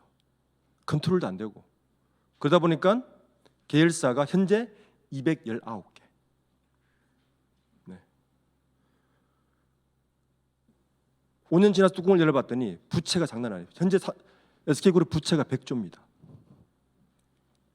근데 부채를 어떻게 줄이느냐? 부채를 줄이는 과정을 SK그룹에서 리밸런싱을 하는데 이렇게 줄이는 거예요. 이 회사 A라는 회사가 부채가 어마어마하게 많아. 근데 B라는 회사는 부채가 없어. 두 개를 합병해 버리면 되죠. 그 부채가 주는 거죠. 일종의 페이크를 하고 있는 거예요. 저는 페이크를 하고 있다고 이야기를 합니다.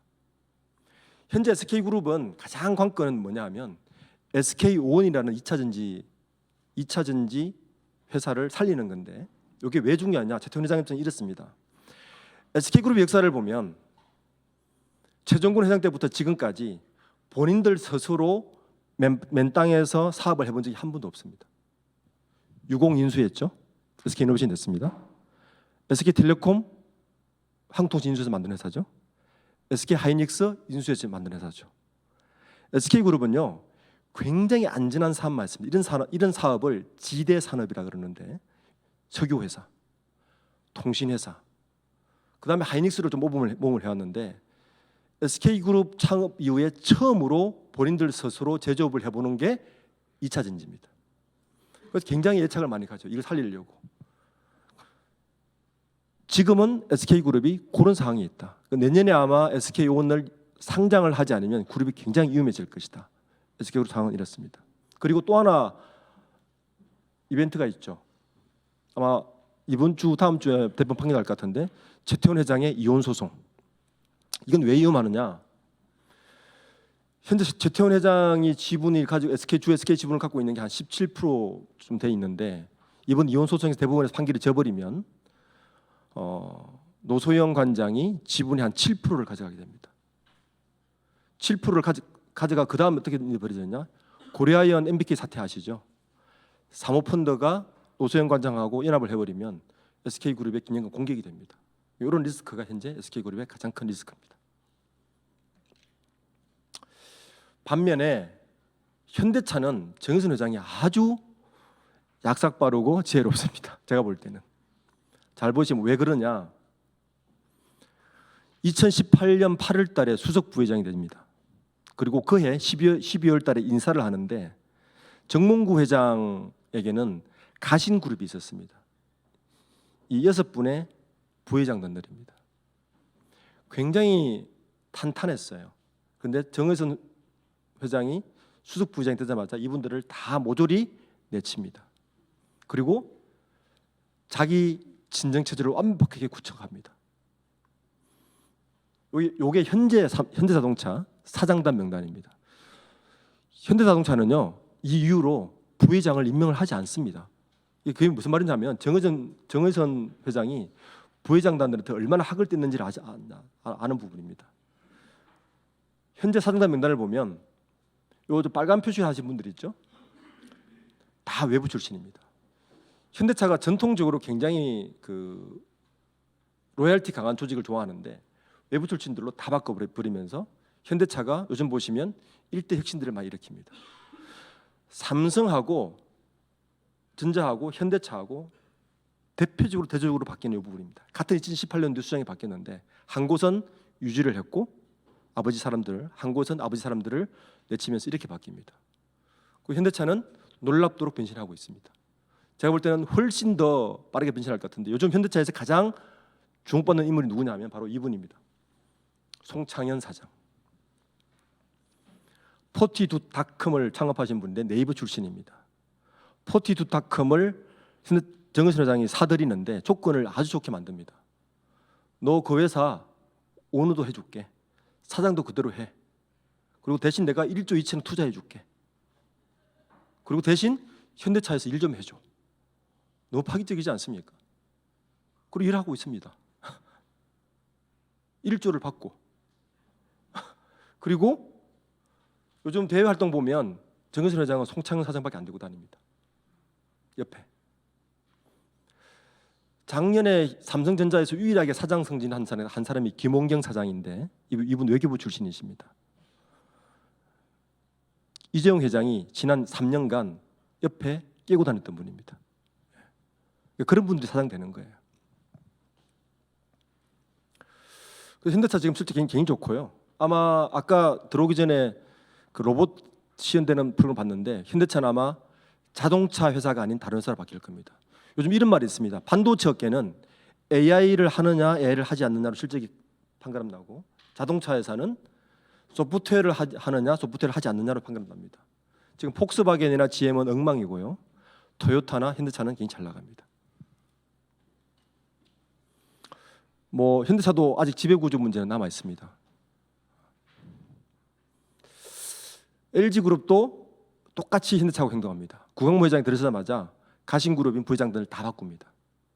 다 바꾸고 구조조정 이렇게 해서 현재 딱 두 부문에 부회장만 남겨놓고 구조를 마무리했습니다. 전체적으로.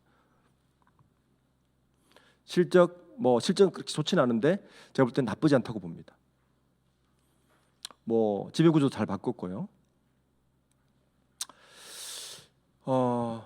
이 사건 너무 잘 알기 때문에 제가 이거 가지고 뭐 방송에서 워낙 많이 떠들어서 저도 좀 설명해드리면, 이 사건이 우리 자본시장하고 경제에 어떤 메시지를 던지느냐에 대해서 말씀드리겠습니다. 내용은 잘 아시죠? 두 집안이 싸웠습니다. 지금 2라운드로 접어들었습니다. 공개 매수를 통해서 영풍과 고려아연의 지분 싸움이 3% 차이로 어쨌든 아직 기차가 났습니다. 그럼 유상증자를 발표해서 현재 금감원에서 들여다보고 있는 사안입니다. 이 사건이요, 이걸로 끝나는 게 아니라 재계의 10대 그룹에 묘한 메시지를 던졌습니다. 첫 번째, 아까 지배구조 경영권 승계 말씀드렸잖아요. 현재 오너들은 아주 이중적인 생각을 하고 있죠. 경영권 승계는 하고 싶은데 비싼 돈 들이기는 싫어요. 세금 많이 내는 거 싫어. 그래서 어떻게 하냐면은 지배구조의 핵심되는 계열사의 지분을 최소한으로 가집니다. 몇 프로? 15%입니다. 왜 15%냐? 2003년도에 소브린이 SK그룹하고 LG그룹을 공격했습니다. 경영권 분쟁을 일으켰는데 SK그룹은 아작이 났고요.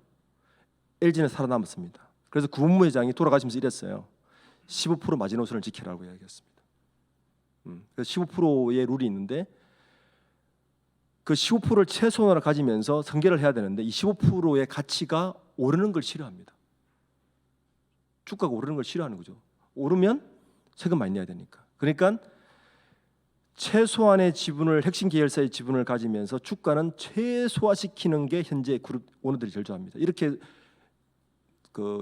지금 직면에 있는 그룹이 어디냐면 하나그룹. 이번에 국감 때 부르다가 이제 안 부르는 거 있죠. 하나그룹, 그리고 롯데, 삼성, 현대차그룹 다 걸려 있습니다. 그러면서 반대로 공격이 들어오면 또 맞고는 싶어요. 그러니까 이분들이 두 개의 법안을 이야기합니다. 야, 이거 보니까 사모펀드가 경영권 분쟁을 일으키니까 골치 아프네. 경영권 보호 장치 마련해줘. 그래서 이야기하는 게, 국회 이야기하는 게 포이즌 필, 차등 의결권, 이거 이야기하지 않습니까? 근데 잘 보면 아주 간단한 문제거든요. 제일 좋은 방안은 뭐냐면요, 그 주가를 원래도 높으면 돼요. 고려아연도 원래 분쟁할 때 45만 원을 시작했는데 지금 150만 원까지 갔거든요. 원래 150만 원 정도 합의해버리면 MBK가 2조 가지고 공격할 거를 8조가 들어야 되니까 공격 못합니다. 글로벌 헤지펀드도요, 그 정도 돈 가지고 돈 안 들어옵니다. 왜냐하면 남는 게 없거든요. 사실 제일 좋은 방안은 밸류업을 해주면 돼요. 현대모비스, 현대차가 저렇게 잘 나가는데 10년간 주가 그대로입니다. 말이 안 되죠. 그 밸류업은 지금 금감원이나 정부에서 아무 얘기를 안 합니다. 사실 그게 최선의 방어거든요. 제가 이야기하는 게 아니라 대부분 지배구 전부 다 똑같이 이야기합니다. 그런데 이거는 놔두고, 이거는 싫으니까 놔두고 그냥 포이즌 필 해줘, 이런 얘기만 하는 거예요. 두 번째는요, 상법 이야기입니다. 만약에 상법 82조 3항 이사회의 성실 의무가 기업만 있는 것이 아니라 주주들에게도 있었다면 이런 일 발생하지 않습니다. 첫 번째, 유상증자 못합니다. 공개매수도 못할걸요. 다 배임에 다 걸립니다. 이분들, 이사회가. 이거 지금 철저하게 막고 있지 않습니까? 그러니까 지금 이 고려아연 MBK 경영권 분쟁 사태가 이 두 가지의 돌을 던졌습니다. 개인 주주들은 상법 개정으로 해서 이걸 막아달라고 얘기를 하고, 오너들은 포이즌 필 같은 기능권 보호 장치를 해달라고 하고 사실은 해답은 밸류업만 되면 두 가지 다 해결됩니다. 그 요즘 학자들은 이런 얘기를 합니다. 제가 지배구조 얘기했는데 결론은 뭐냐 하면 뭐 복잡한 얘기니까 이제 우리나라에 맞는 상법이나 지배구조를 만들 때가 되지 않았느냐. 그러니까 지금 우리나라 기업 역사가 한 60년 이상 됐는데요. 우리나라 기업은 사실 이렇습니다. 지배구조나 운영 방식은 일본식이고요. 상법은 미국식입니다. 이 언밸런스예요. 그래서 요즘 학자들하고 만나면 이제 우리에게 맞는 옷을 입을 때가 되지 않았어? 라는 질문을 던집니다. 그런 걸 고민할 때가 되었고 그런 답들을 찾아가는 게 요즘 좀 이슈가 되어 있고 지배구조 변화에 의원님들이 혹시 뭐 상법이라 관심 있으면 이런 본질적인 문제를 좀 같이 고민해서 했으면 좋겠다는 생각입니다. 감사합니다.